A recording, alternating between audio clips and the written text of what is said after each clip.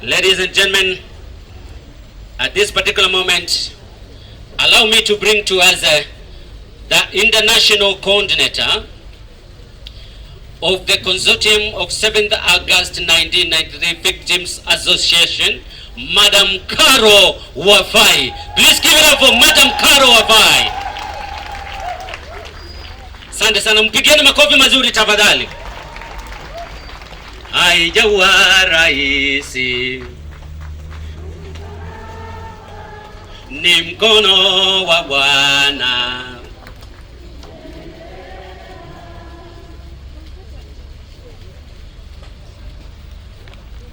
Good morning, everybody. Can you say hello to me? Hello, I'm Jambo. My name's Caroline Muthoka. I'm so glad to be here. The last time I was here was 25 years ago when I was in that building, cooperative building. I was 7 months pregnant and I had so many cuts on my face, on my belly, and I was 7 months pregnant. I was able to go downstairs, rolling on stairs that were broke, and every time I stepped, I was stepping on a dead person. It was so painful, but I managed to go to Nairobi hospital. And in 2 months, Lucky Baraka was born. He had a lot of complications, but God saved him and he continued with treatment till we went to America for further treatment. We've stayed in America. Lucky went to school. His full name is Lucky Baraka because he was a blessing. And I always feel like he added a lot of strength for me to run from this cooperative house to Nairobi hospital.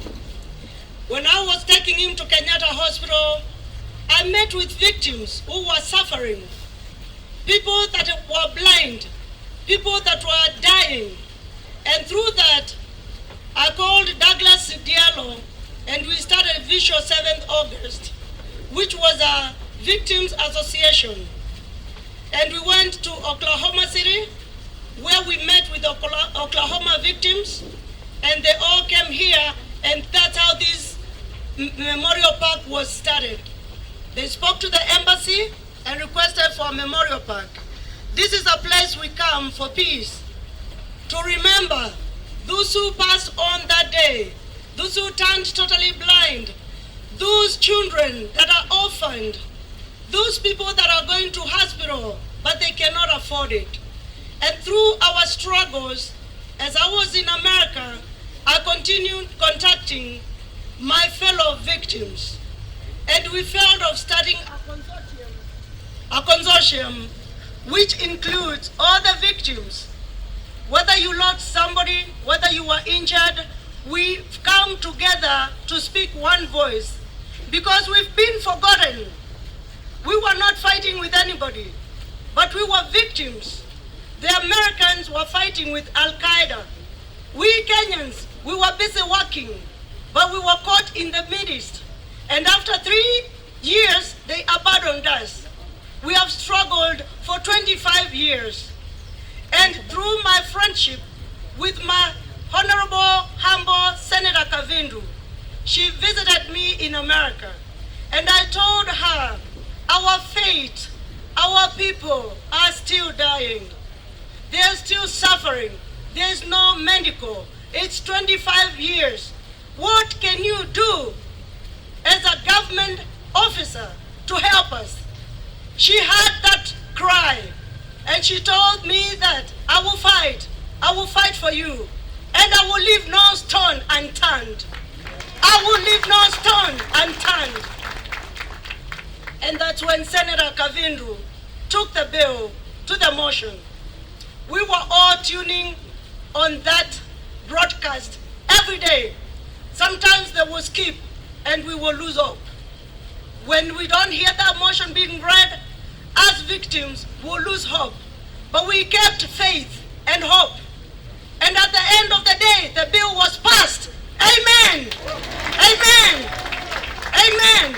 And now we have an ad hoc committee that is fired to meet the Senate in America to fight for us, so that those who do not have medical, those children that are not in school can be able to go to school and start their lives.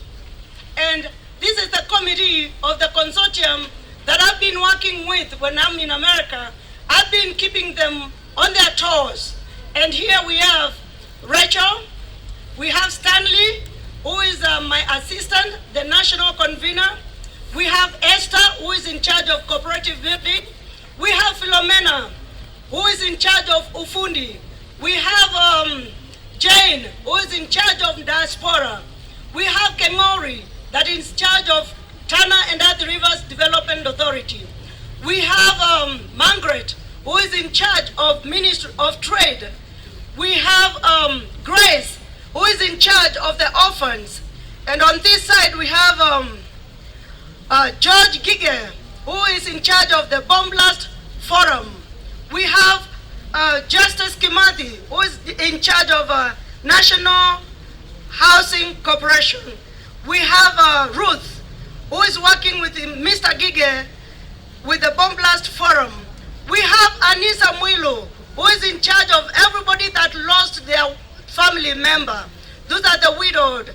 She's in charge of them.